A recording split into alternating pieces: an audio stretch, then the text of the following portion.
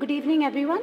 I would like to thank the organizers for inviting me to present my paper, which is a part of my doctoral thesis, which deals with specifically with the sculptures and visual representations of female deities. So, as the title suggests, Feminine Manifestations of Vidya and Dharani, an iconographic study of Buddhist goddesses in Himalayan art. So in this discussion, I'm going to showcase the transmission, how female goddesses, they originated from the Dhāraṇīs, the spell-invoked deities, and the artistic interface which happened between the Pal period and the Himalayan art. So to begin with, the paper examines the historical and the iconographic peculiarities of the spell-invoked female deities, Vidya and Dharani in eastern India, and their dissemination in the Himalayan art in response to the interactions with various elements associated with Tantric Buddhism. By analyzing and outlining the concurrent development of textual traditions and their representations in the visual form, including sculptures and paintings, it is attempted to demonstrate the process of creative adaptations of different elements in reformulating pre-existing values. The conscious mnemonic character and the efficiency of incantation texts led to the widespread popularity and acceptance in the Buddhist cultural spheres across Asia. The multifaceted concepts presented in the Dharani Sutras and the mantras based on the aspects of gender, textual tradition and ritualistic practices are elaborated, which added impetus to the growth of Buddhist female pantheon. Each goddess has a specific ritual text revealing her personality and characteristics comprising of metamorphical instructions as a guide to the sacred realm, empowering the devotee to visualize and unite with the deity. They are invoked for the ability to grant protection and expunging of numerous mental and physical impediments. The deification process involves transgression of a mystical and subliminal, all-inclusive, without form, meditative and symbolic tool, expressed through speech and syllable into a tangible form of a deity. This is just an introduction about what I'm going to talk about. So this discussion will illuminate two factors. Firstly, the reason of genderization of the term, like why we call the spell-invoked deities as female goddesses, and which are also treated as epithets for referring to the female deities in the from the gynocentric perspective. Secondly, the philosophical approach adopted by the Tantric movement that envisions speech as a medium of focal point of enlightenment, making it as indispensable element of the Tantric visualizations. So, just a brief introduction, because as I know, like we all know, it's a very vast topic, but I'm going to deal with the case studies. So, deification of the Vidya, Dharani and mantras in female deities as embodiment of speech element in Tantric visualization is a vast theme which can be understood by looking at the mnemonic devices as the sacred essence of the deity, which resonated in the form of sound, deified in form of a symbol. And the deification of these spell-invoked forms could be presumed as the Sambhogakaya form, since the ultimate reality, the absolute, is seen as unity. The Sambhogakaya itself is seen not as separate from the body of absolute Dharmakaya. The Sambhogakaya realm is imagined as the containing enlightened being, Bodhisattva, male and female deities, figured in a human form, viewed as a part of essence of the mind, because the aim of a tantric practice is to acquire an imaginative wisdom and vision of the body of the yidam. The Vajrayana Buddhism espoused and emphasized the conceptual model of these three-faceted body, speech and mind within the sphere of complex ritual and meditational visual practices denoted through a variety of metamorphical entities. The realization of absolute reality or emptiness became manifested through the unification of these elements, leading to the direct gnosis and psychological experiences of the oneness of the devotee and the visualized deity, shifting from the focus of sacred from peripheral to intrinsic. I would like to quote Dr. David Gray. He says, like, these three elements are visualized in a mandala format and embedded with the cosmological significance pervading the three wheels. The blue colored wheel, the Chitta Chakra, the red colored wheel, the speech chakra, the Vak Chakra, and the white colored body wheel, the Kaya Chakra, eliminating to the Gnosis wheel, which is the Gyan Chakra. And he further emphasizes that this triple cosmology is related to the triple body of the Buddha, that is Dharmakaya, Sambhogakaya and Nirmankaya.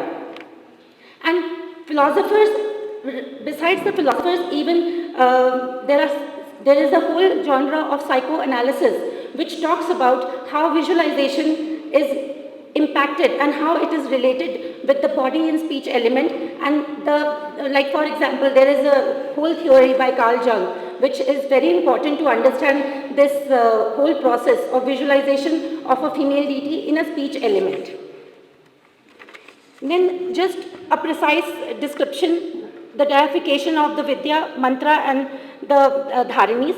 We all know the Pragya is the epithet which comes from the Pragya Paramita Sutra, the Ashtasahasrika Pragya Paramita Sutra, and she is the Dharani, she is the bearer, and she is the knowledge, Vidya. So Vidya derives from the verbal root vid, to discover, and Vidya refers to the knowledge in a particular field. Knowledge of the Vedas, knowledge of the political governance, etc. Similarly, the term Dharani is capable of holding of good dharmas. And the mantras are the ritual utterances which are the threshold to the visualization section of the sadhanas. There is a complete text on the Dharani Sutras, then there are references of Dharanis in the Pali canon as well.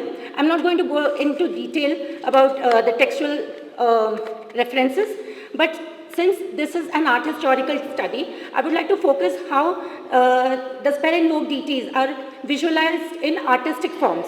So to begin with, Pragya Paramita, the concept of Bij Mantra, Vidya Dharani, appeared in the Pragya Paramita literature, expounding the absorption of the tantric elements and ritual magic powers of the Pragya Paramita for the penitential powers, removal of pestilence and accumulation of merit. So we all know Pragya Paramita, she is the female embodiment of transcendental wisdom.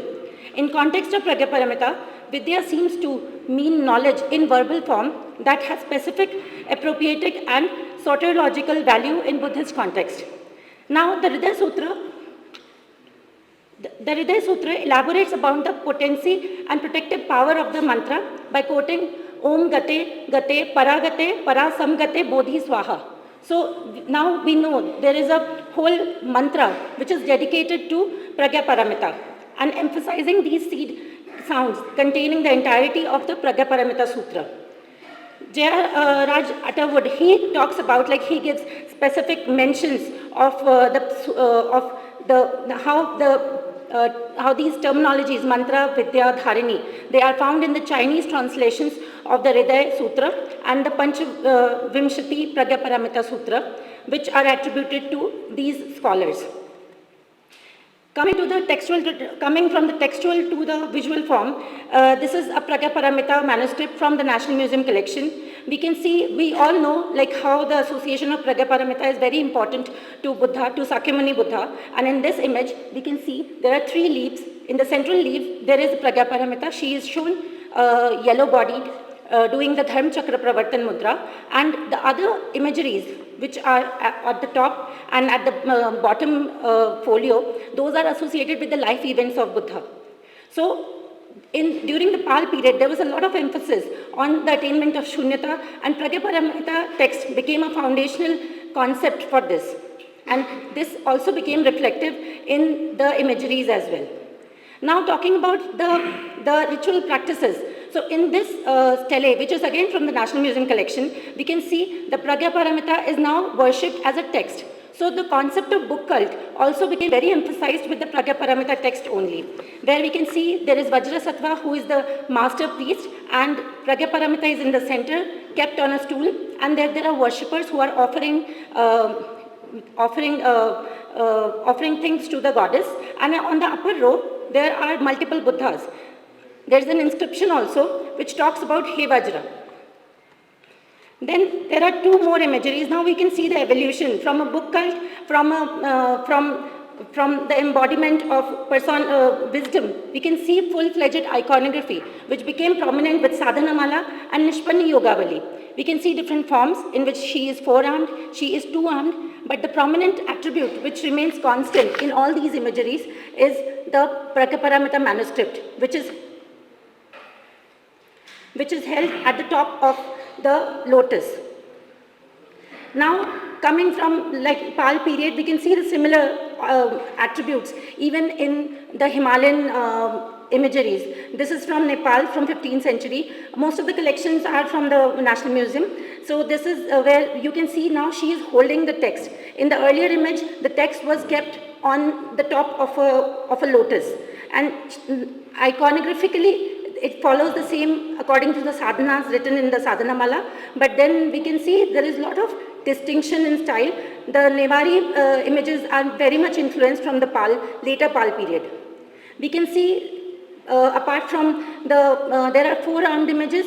The four-arm images is also seen in this manuscript from the Tholing monastery. This is an important manuscript which is taught by M.E. Heller as well. Not only the iconography is important, but even the style is important. And the scholars, they say like this manuscript was, it was painted in a monastery of Spiti, and then it was taken to Tibet. Then we have six-arm imageries also. The six-arm imageries are very rare. We don't find any direct textual representation in the Indian text, in the Sanskrit text, but there is, according to the scholars, this is an inspiration taken from the Dharani Samuchya, and it has relativeness with Taizu Genzu Mandal, which is a part of the Mahakaruna Garbh Mandal. And she is represented as the consort of Vairochan in this form. We have, again, from the Tholing monastery, we have the six-armed imageries, and in the first manuscript, you can see there is a row of donors also. So the whole relationship between donors and the text is very important, because we know the Pal rulers, they acted instrumental in the dissemination of the Pragyaparamita text through commissioning manuscripts, painted manuscripts, and during this period, Pragyaparamita and Pancharaksha, these were the two texts which were concurrently commissioned. The same representation is also seen in Alchi, and we see here, like, if you go back, like in this image, the Kashmiri garment, the tight bodice, the Kashmiri garment, the influence of, as I said, this is from Spiti. The imagery is made in Spiti. The same influence can be seen in the Alchi imagery also. So these are from two different locations within the Alchi monastery, but the iconography remains similar, where the central hands are making the third chakra mudra, and the other hands are holding different kinds of attributes. Now, talking about Pragyaparamita and Manjushree, because as I said, like the role of gender is very important. So we need to understand the association of the goddesses with their male counterparts. I won't say they are consorts, but they are the male deification of the similar idea. For example, Manjushree he's epitomized as the embodiment of wisdom. So by looking at the iconography, you can find the similarity. And we see like whole transition in Vajrayana happened, where a goddess, where she was treated in a very subliminal role. She was subdued only as an attendant. Later, during the Vajrayana period, she takes a more important role and she becomes an individual deity. So this whole transition which is happening within the philosophy, within the sectarian values, is also very much represented in the visual forms. Then we have a very unique representation of Manjushree and different forms of Manjushree in the National Museum collection. This was from the reserve collection, and while I was doing a curatorial project, I came across this imagery. It was very difficult for us to understand the iconography in the beginning, because we all know Manjushree is associated with Pragyaparamita, but when I started reading the text and tried to create a text-image relationship, I understood that this is like the multi-armed and multi-headed form of the goddess is Tara.